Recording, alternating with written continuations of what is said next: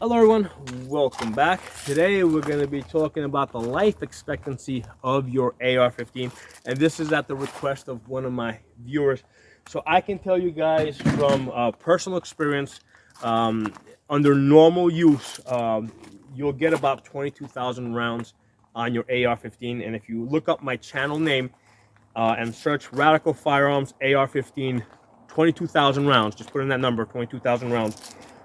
You'll see a video where I shot out the rifling on an AR-15 and the bullets are keyholing at about 30 yards, okay? And I show you how the keyhole. So that was at about 22,000 rounds. That rifle was replaced under warranty by Radical Firearms, and this is the replacement that they sent me. The only part that's original is the lower receiver and the grip. You sent me back the same grip because it was a nice grip. So the rest of the gun was completely replaced under Radical Firearms warranty. Okay? So, and we're starting off with the barrel because a lot of times that's what people focus on.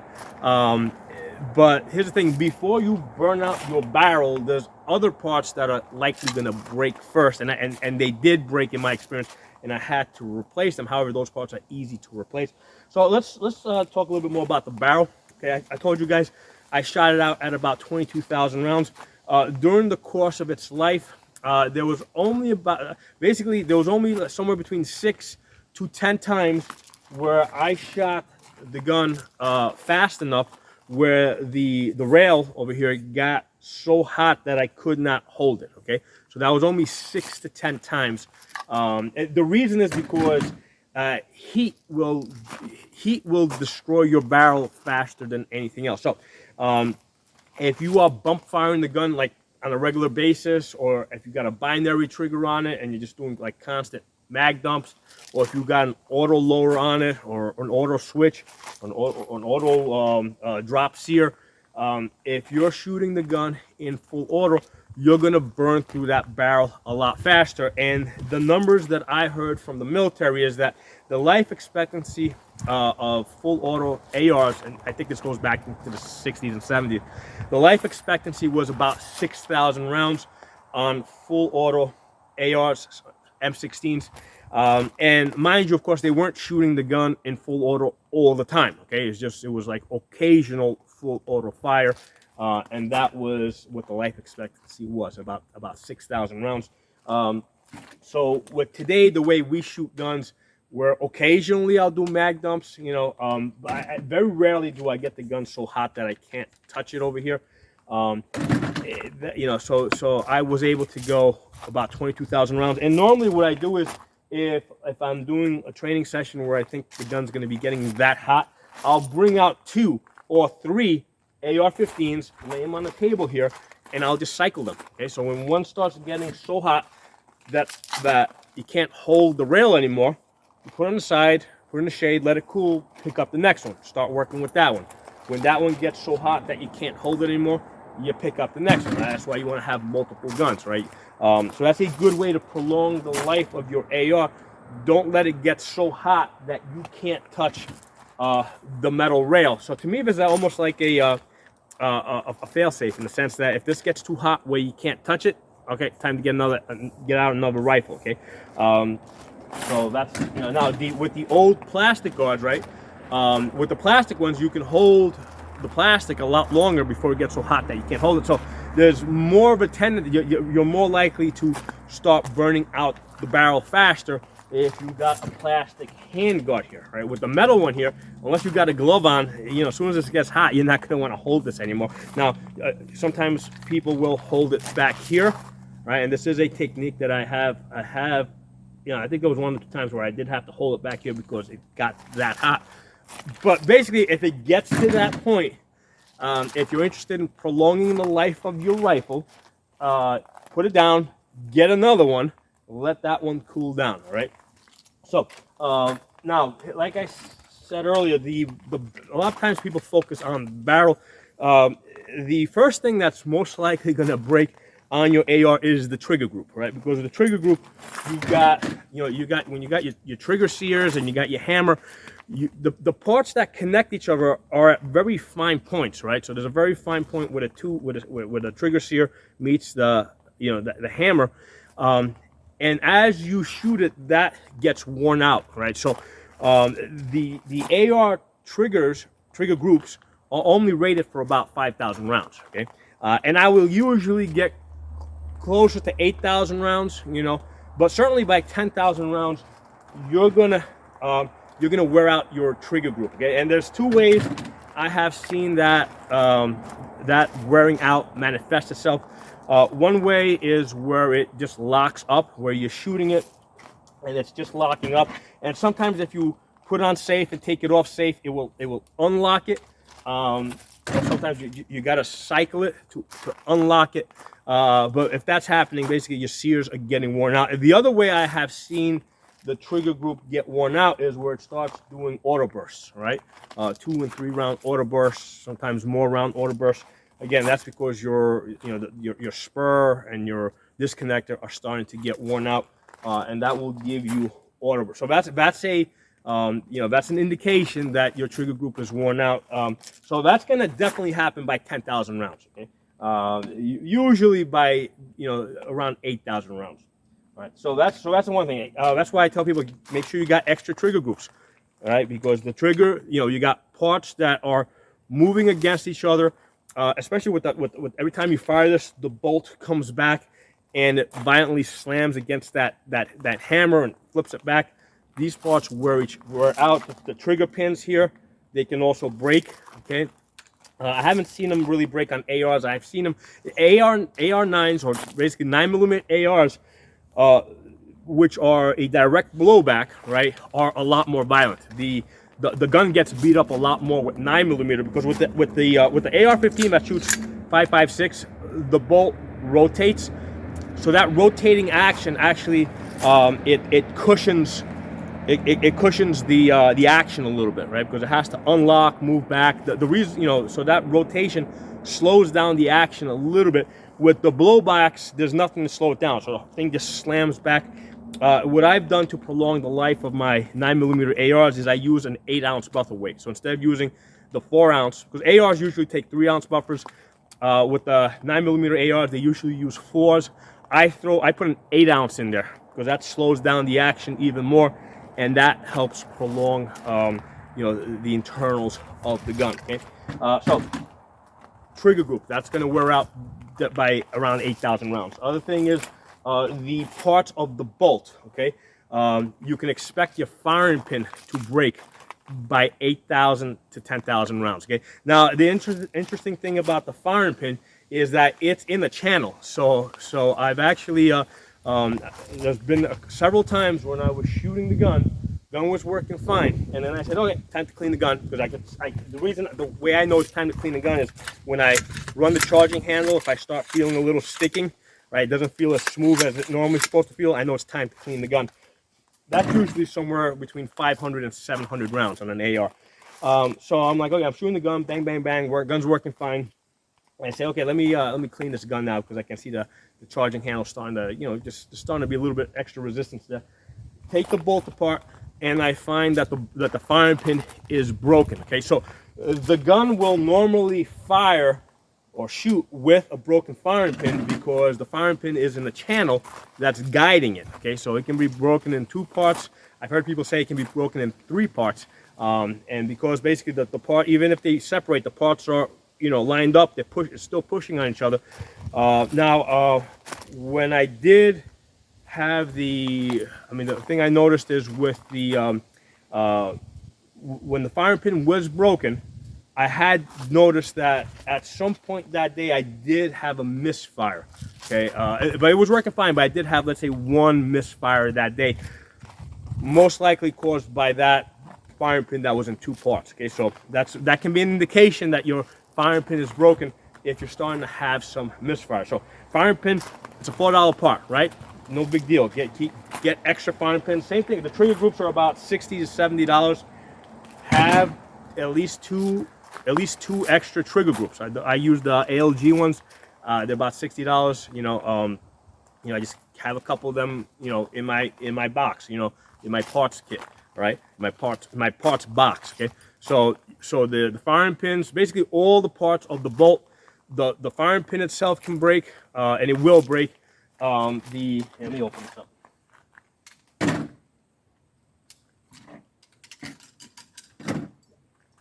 All right, so the cam, which is that little piece right there, that's what rotates the bolt. That piece over there is known to break. Okay, I've never broken one. All right, but they've been known to break just because of that. Because what happens is when the gas comes in through the key over here, through the gas key, and it drops down, what happens is there's two actions. It actually blows this forward, right? It blows this forward, and that cam is constantly, every time you fire this, it's slamming against that as it explodes forward like that, right? From the gases dropping in, and then the gases come out of these two holes over here, and then once this turns all the way to unlock it, then this starts moving back. Okay, so the bolt itself acts as a piston, basically. The nice thing about this piston, unlike, let's say, an AK-47, where the piston is on the top and to the front, and as the piston goes back and forth, it's, you know, that momentum moves the gun back and forth. The piston on an AR is the bolt itself, which is in line with the barrel and the stock. So as the gun recoils, it's coming straight back. Okay, so from what I understand, an AR-15 is not a true direct impingement, even though we would normally refer to this as a direct impingement gun. It's not a true direct impingement because the bolt itself acts as a piston. Okay, so going back to the parts that will break. Actually, you know what? Let me pause this and let me get a pin to get this out so we can take a closer look at this. All right, so I got something here to take this bolt apart. I'm going to take this, take the cotter pin out.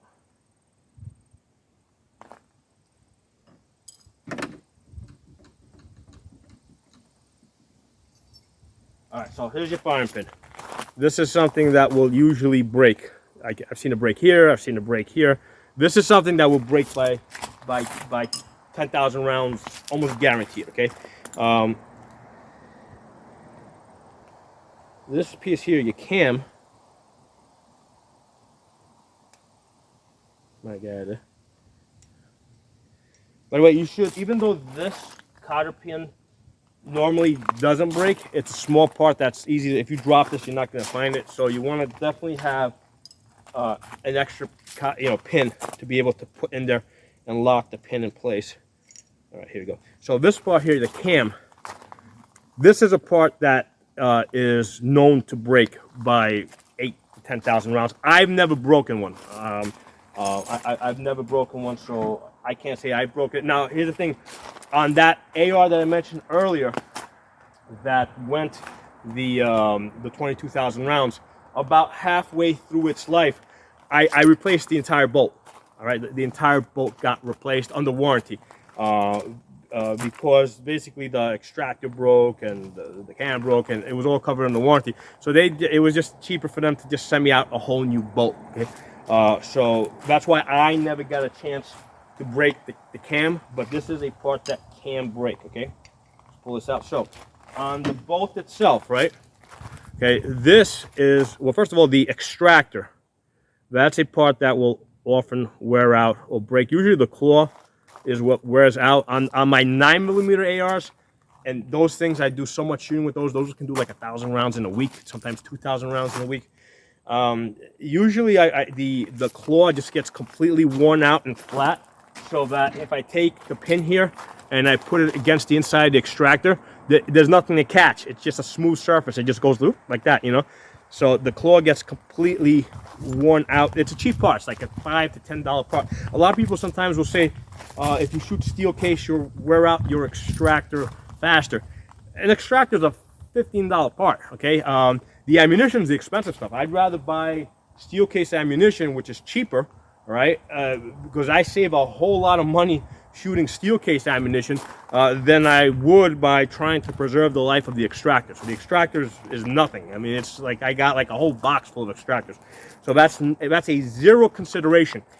The AR-15 is meant to be a light, almost, disposable gun. Okay, so we really, we do the regular maintenance on it. Okay. If we're shooting like for the normal amount of shooting that we normally do, the parts that I'm talking to you guys about, these are the parts that are going to break. Just have these parts in reserve. Don't like limit your training because you're concerned with the gun might break or parts might break. Let them break. It's just like you drive your car. Parts break, you take it to the mechanic, you fix it. That's just, you need to use your car. You don't concern yourself with, hey, I shouldn't go shopping today because I'm going to put more miles on my car. You use your car, you use your gun. Don't concern yourself with parts breaking. Just replace them when they break. Okay, so the extractor, I've never seen it break in the middle over here, although I have seen, I think I've seen pictures of extractors that have broken in the middle. I've broken the pin that holds the extractor in place. That's something that I've broken, okay? And then when that came out, I saw that the spring and the little rubber that's underneath it was also, so that's all part of the extractor. So when you buy an extractor, you want to get the extractor, the spring that's on the inside, and the pin that holds it in place.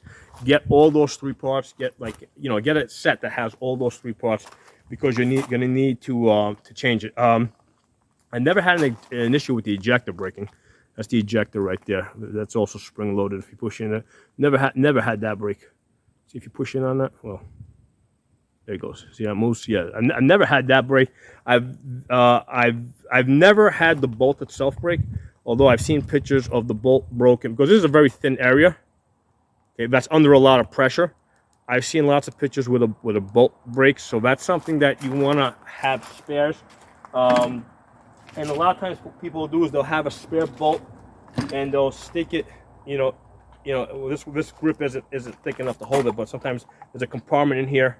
Well, there, actually I can fit in there. And then they'll put a cover here. They'll put a spare bolt and spare firing pin in the grip over here, in this hollow area of the grip. I have other ARs that actually have a, like a little door mechanism where you can lock in place. This is a good place for that, because this is like a part that can break.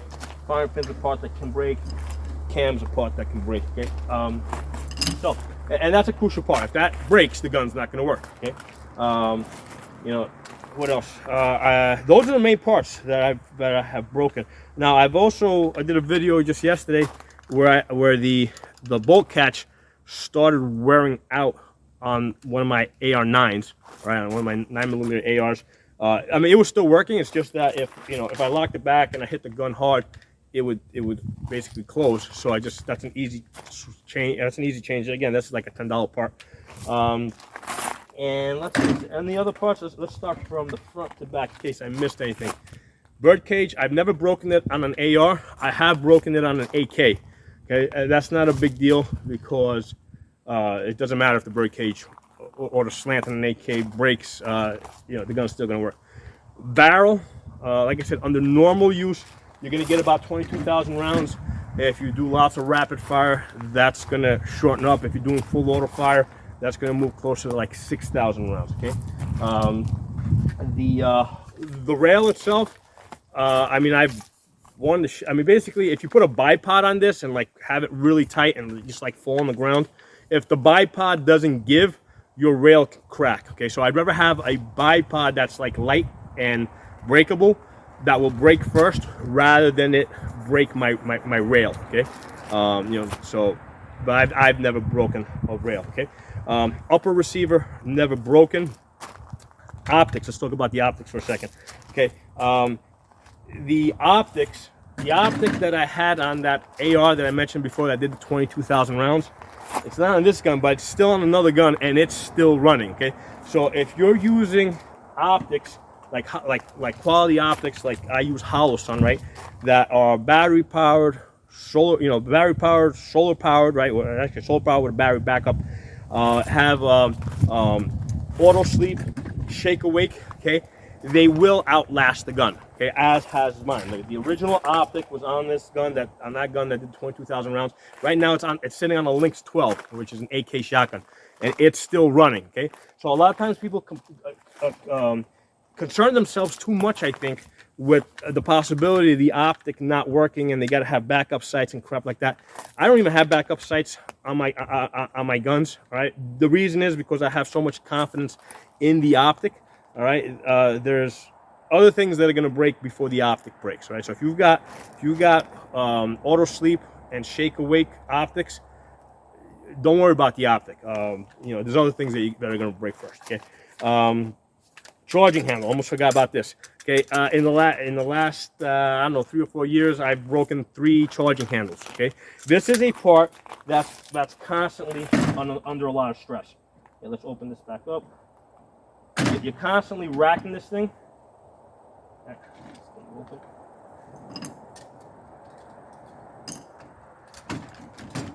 Put this bolt together so you can.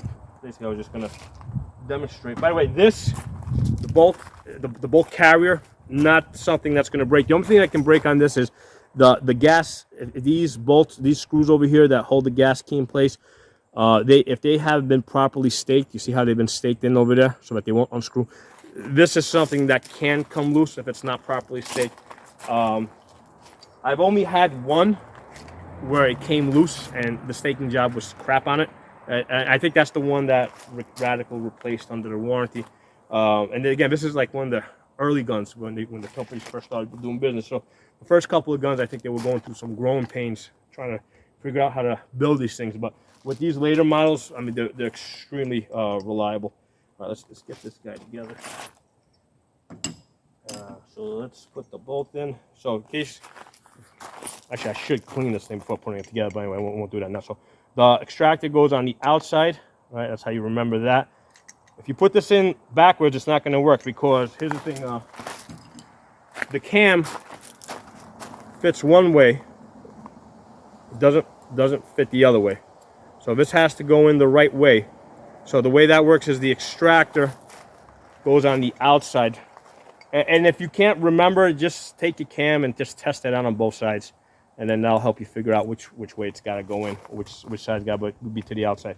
So extractor's facing the 2 vent holes that you see here, right? You see the vent holes? Extractor faces that. So let's put that in. Drop this guy in there. Get you in there. All right, pull it forward. Rotate this. You got to rotate it so it's flat, so this way the firing pin will fall through. Okay. And then you take your little cotter pin. Sometimes you got to twist this to get this to go in the right. There it goes. Yeah, sometimes it doesn't go in. You got to turn it. All right, so there's my bolt. Now, in order to put this back in the gun, you got to go to full extension. You got to extend this, because if you push this back all the way, you see how that sticks out on the side? That won't go in. It's got to go in like that. It's got to be fully extended. And then with the charging handle, there's these 2 little ears over here, right, that stick out. Okay, that way you can see. Well, this one doesn't have much wear on it, but there's another one I have that's like got lots of wear on it. So these 2 little ears that wear out.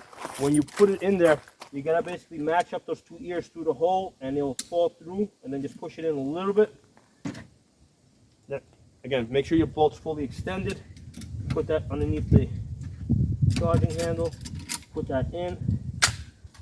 Here we go, guns loaded. So as I was starting to say earlier, charging handle is something that you use a lot, right? And it's under pressure because there's a spring in the back. And sometimes if you use it, especially if you're using it one hand, like just like on that, on one side, now you're torquing it to one side, right? Or sometimes, you know, sometimes people have ones that extend out a little bit. So if you're grabbing it one-handed like this, you're definitely torquing it a little bit.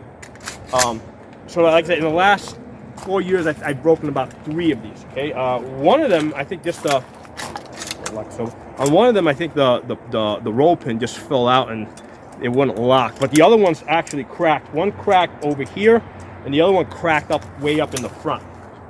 Okay, so charging handle is something that's going to break. It's a $10 part, $10 to $12, maybe $15 top, unless you're getting like the ambidextrous one. The ambidextrous ones, if you're just using regular optics, you don't want the ones that stick out too much, because it's going to snag, it's going to hit things, okay? If you're using like a variable scope or a magnifier, then you do want the extended one, because it's hard to reach charging handle underneath the variable scope. And then what happens is the variable scope, which has a bigger tube, it's going to basically kind of prevent the larger charging handle from hitting your body, because basically the scope is going to hit your body first. Okay, so charging handle, that's going to break. Okay, get you know, within within the life of the gun. I don't want to say at 10,000 rounds because they didn't break on me at 10,000 rounds on that gun, but it's going to break within the life of the gun. Okay.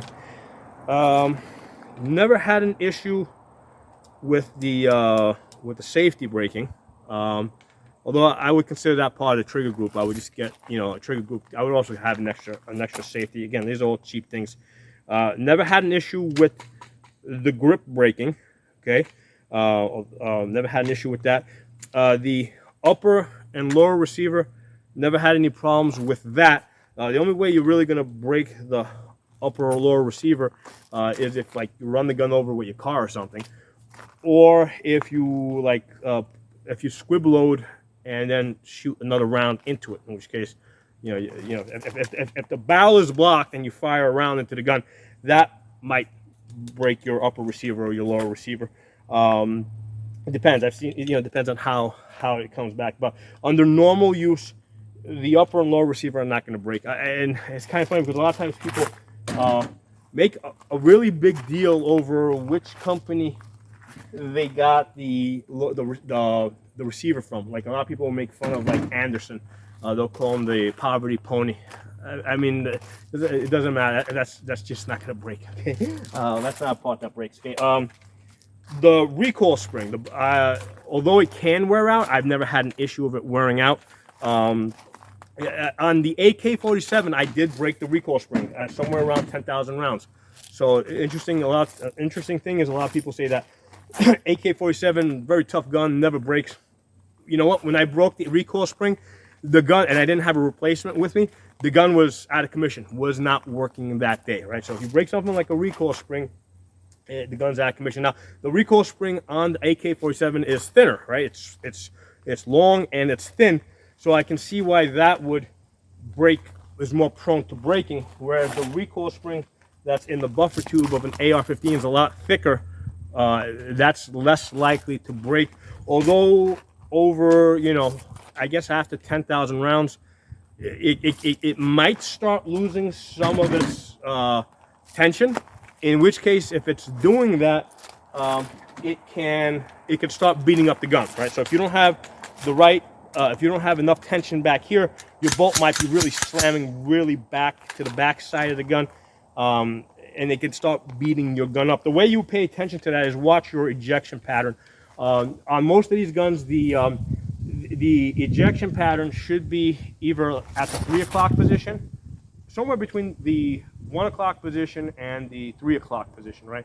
If it's shooting behind you, it may be a little undergassed, although my Colt AR, from day one, it was shooting back here. Gun's extremely reliable under almost all conditions, so not necessarily, but that's an indication. If it's ejecting behind you, there might not be enough pressure in your gas system, or you might have too much, too heavy a buffer weight in there, or too tight of a recoil spring. Okay, it should be ejecting somewhere between 2 o'clock and 3 o'clock. If it's ejecting like way up to 1 o'clock, there's a chance that you've got like a highly overgassed gun. Okay, and they do like ideally the gun should be ejecting at 3 o'clock.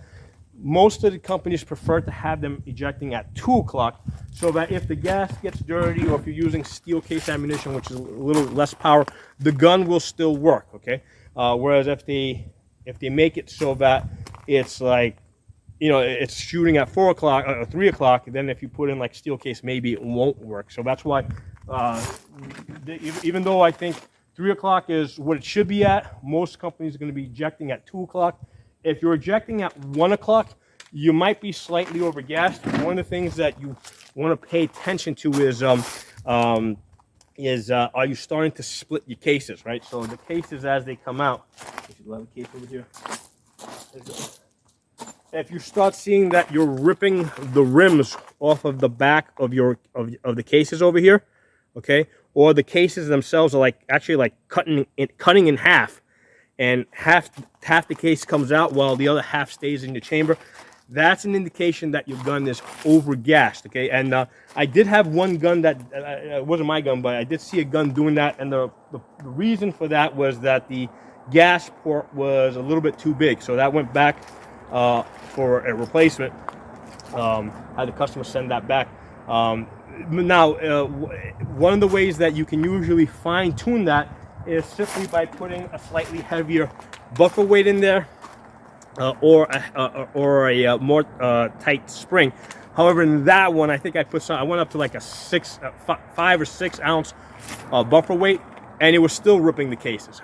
So I knew that was just that gun needed to go back. That wasn't just a matter of fine tuning it. It was just like completely, you know, off. Okay, so that gun came back. It was working fine. So where are we? We're moving slightly backwards. We started from the front. We're moving to the back. Never had an issue with the forward assist, mainly because I never use it. Hardly ever use it. The only time you use your forward assist is if you want to quietly chamber around, or if you want to pinch it open, you know, just to check your chamber, right? And then sometimes it doesn't quite close. That's the only time I use my forward assist. So never had an issue with that. One of the things, the stock. Never had an issue with a stock. One of the ways that you can break a stock is if you mortar the gun, and that's a type of malfunction where it's a weird one. I've done other videos. Look up jam. You know, look up my channel name and jams. You see the different jams I do. But if you get a case that gets stuck, let's do it. So I've got empty case here. If I throw that in there, all right. Okay, so the case now is on top of my bolt. Okay, see how it's on top of my bolt. So this can be really hard to unjam, because as I'm pulling this back, see how the case is coming back, and I can't. If I lock the gun open, let's say I try to bring it all the way back, I can't open up the gun, right?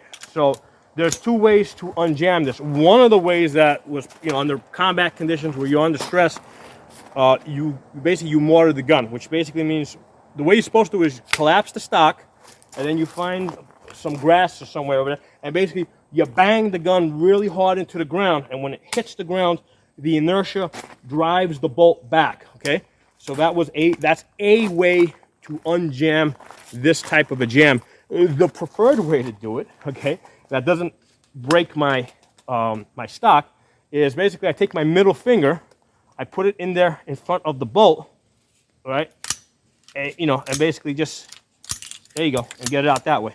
So you get your middle finger in there, and that, you know, you use your middle finger to push the bolt back, and you unjam the gun that way. So that is the preferred way to unjam the bolt override, or it has, people call it lots of different, they call it bolt override, or cartridge over bolt, whatever.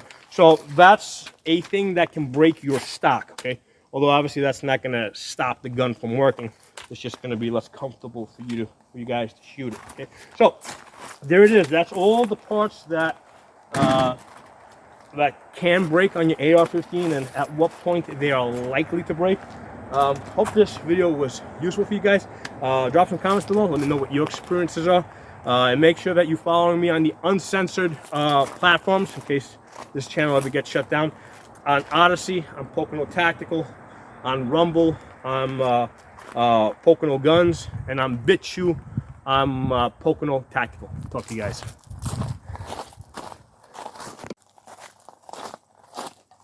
Hey everyone, I want to give you guys a quick summary of the parts that I said that you got to have. So, a spare trigger group. This one's from ALG Defense. So get probably 2 of these AR-15 trigger groups. Get a full replacement bolt carrier with the bolt. So just have a spare one ready to go. Get yourself a lost or broken parts kits. Okay, so this is going to have all the tiny little parts that you're likely to lose or break. So for example, it'll have a firing pin in there, it'll have an extractor, it'll have all parts that you're likely to break. So if you can't afford to, you know, buy this outright, just at least get yourself a lost and broken parts kit. This one, they call it a field repair kit. This one's from Stag Arms. There's lots of them out there.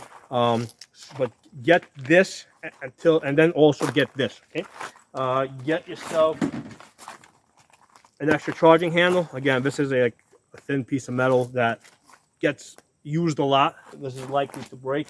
And also get yourself lots of magazines. These Lancers, I mean, I've yet to break one in, I guess, the 4 or 5 years I've been using these. I mean, they're really good, but they can get lost, especially if you're out in the woods doing a magazine change under pressure. You know, if you're doing like a time drill, you can lose these. So, and also this is one of those things that they're always looking to ban or restrict. So these I buy like 10 at a time, you know, 20 at a time, you know.